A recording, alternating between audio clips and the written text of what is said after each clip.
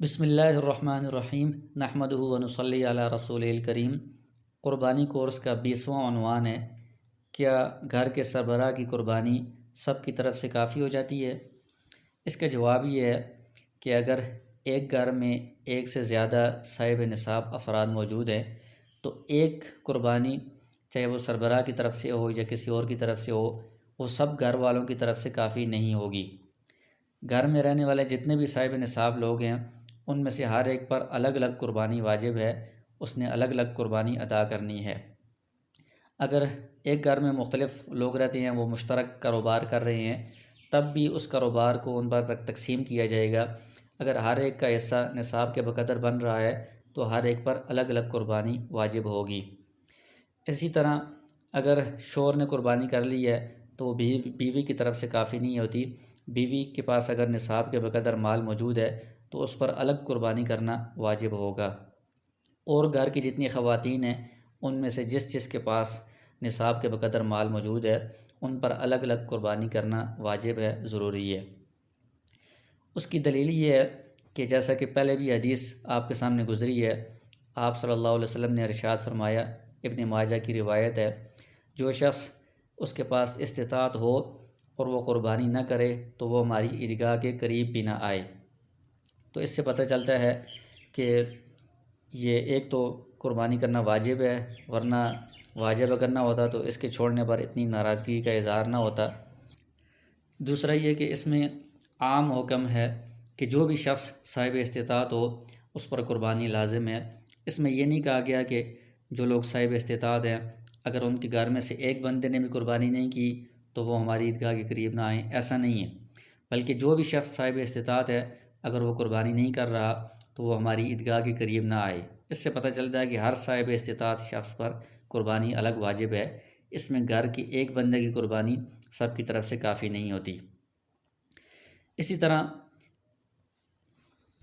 ابن ماجہ کی ایک اور روایت ہے، اس میں آپ صلی اللہ علیہ وسلم نے صراحتاً حکم فرمایا ہے کہ تم قربانی کرو، کیونکہ یہ تمہارے جد امجد حضرت ابراہیم علیہ السلام کی سنت ہے۔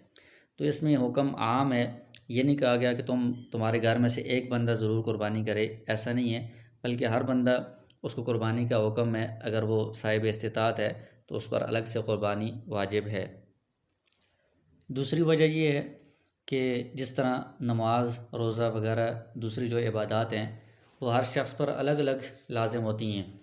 گھر میں ایک بندہ اگر نماز پڑھ لے تو وہ سب کی طرف سے نماز ادا نہیں ہوتی، ایک بندہ اگر روزہ رکھ لے تو سب کی طرف سے روزہ ادا نہیں ہوتا۔ اسی طرح قربانی بھی ایک واجب عمل ہے، تو یہ بھی ہر ایک جو مکلف ہوگا، جو صاحب استطاعت ہوگا، اس پر الگ سے واجب ہوگی۔ ایک کے واجب ادا کرنے سے باقیوں کی طرف سے یہ ادا نہیں ہوتی، باقیوں کے ذمے سے ساقط نہیں ہوگی۔ اس میں عام طور پر جو لوگوں میں مشہور کیا جاتا ہے کہ گھر کے ایک بندے کی قربانی سب کی طرف سے کافی ہے، تو وہ لوگ ایک حدیث سے استدلال کرتے ہیں۔ وہ ترمذی شریف کی ایک روایت ہے کہ حضور اکرم صلی اللہ علیہ وسلم کے زمانے میں ایک شخص اپنی طرف سے اور اپنے گھر والوں کی طرف سے ایک بکری کی قربانی کرتا تھا اور اس سے خود بھی کھاتا تھا اور دوسروں کو بھی کھلاتا تھا۔ تو اس حدیث کے متعلق جواب یہ ہے یا اس کی تفصیل یہ ہے کہ اس کا مقصد یہ نہیں ہے کہ وہ گھر والے زیادہ افراد صاحب نصاب ہوتے تھے اور ایک بکری سب کی طرف سے قربانی واجب قربانی ادا ہوتی تھی، یہ اس کا مطلب نہیں ہے۔ اس کا مطلب یہ ہے کہ وہ غربت کا زمانہ تھا، گھر کے سب افراد صاحب استطاعت نہیں ہوتے تھے، ایک بندے کی طرف سے ہی قربانی واجب ہوتی تھی، لہٰذا وہ ایک بندہ اپنی واجب قربانی ادا کرتا تھا، لیکن اس کا جو ثواب ہے اس ثواب کے اندر وہ گھر کے باقی لوگوں کو بھی شریک کر لیتا تھا۔ تو قربانی کے ثواب میں باقی لوگوں کو شریک کیا جا سکتا ہے، لیکن قربانی ایک بندے کی طرف سے ہی ادا ہوتی ہے۔ جیسے آپ صلی اللہ علیہ وسلم نے مینڈا ساری امت کی طرف سے قربان کیا، تو اس کا مطلب کیا تھا؟ اس کا مطلب یہی تھا کہ اس مینڈے کا جو ثواب ہے وہ آپ نے ساری امت کو پہنچایا ہے۔ یہ مطلب نہیں ہے کہ ساری امت کی طرف سے مینڈا آپ نے قربان کیا تو اب سب لوگوں کی طرف سے قربانی ادا ہو گئی ہے، اب کسی کو قربانی کرنے کی ضرورت نہیں ہے۔ اگر یہ مطلب ہو پھر تو قربانی کا حکم ہی ختم ہو جائے گا کہ آپ صلی اللہ علیہ وسلم نے سب کی طرف سے قربانی کر لی ہے، لہٰذا اب کسی پر قربانی واجب نہیں۔ ظاہر ہے کہ یہ کسی کا مطلب نہیں ہے۔ اس کا مطلب یہ ہے کہ آپ صلی اللہ علیہ وسلم نے ثواب پہنچانے کے لیے ساری امت کو یہ قربانی کی، قربانی ایک بندے کی طرف سے ہی ہوتی ہے۔ تو یہاں پر بھی گھر والوں کی طرف سے قربانی کا مطلب یہ ہے کہ گھر والوں کو وہ ثواب میں شریک کرتا تھا، قربانی ایک بندے کی طرف سے ہی ہوتی تھی۔